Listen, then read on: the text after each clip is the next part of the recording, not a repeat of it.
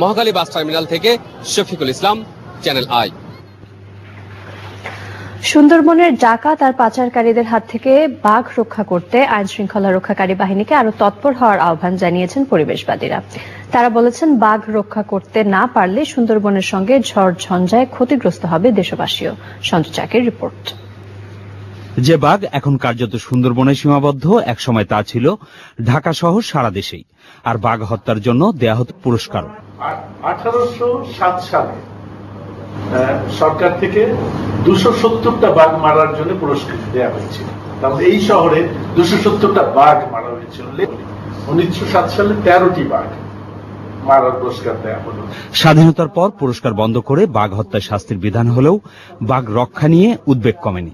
আবাসস্থল বিনষ্ট হয় এরকম কোন কার্যক্রম সুন্দরবনে যাতে না হয় সেদিকে আমাদের নজর দেওয়া প্রয়োজন।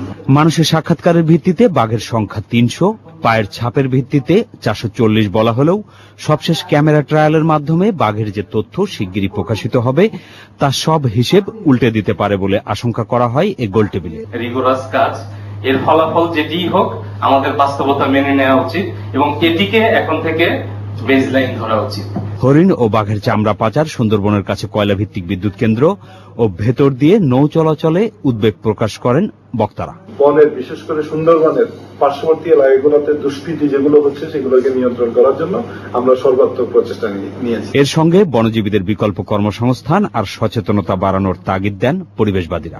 যেমন বাঘ যেমন খুব ইম্পর্টেন্ট, পরিবেশের ব্যাপারটাও ইম্পর্টেন্ট এবং আমাদের আশেপাশে যা আছে সবকিছুই কিন্তু আমাদের এই ইকোসিস্টেমকে ব্যালেন্স করছে এবং সেই ব্যালেন্স করার ব্যাপারটা আমরা যতই আমাদের মধ্যে সচেতনতার ব্যাপারটা তৈরি করতে পারবো এবং আমরা যত প্রচার প্রচারণা এটা আনতে পারবো তাহলেই আমরা, আমি মনে করি যে এই বাঘের ব্যাপারটা বলেন, অন্যান্য প্রাণীর ব্যাপার বলেন এবং এই গাছপালা, পরিবেশ, প্রকৃতি সবকিছুই কিন্তু আমরা কিন্তু রক্ষা করতে পারবো। আব্দুল কাইয়ুমের সঞ্চালনায় বন অধিদপ্তর ও প্রথম আলোর উদ্যোগে গোলটেবিলে বাঘের মতো অন্য প্রাণী রক্ষায়ও কার্যকর উদ্যোগের আহ্বান জানান বক্তারা।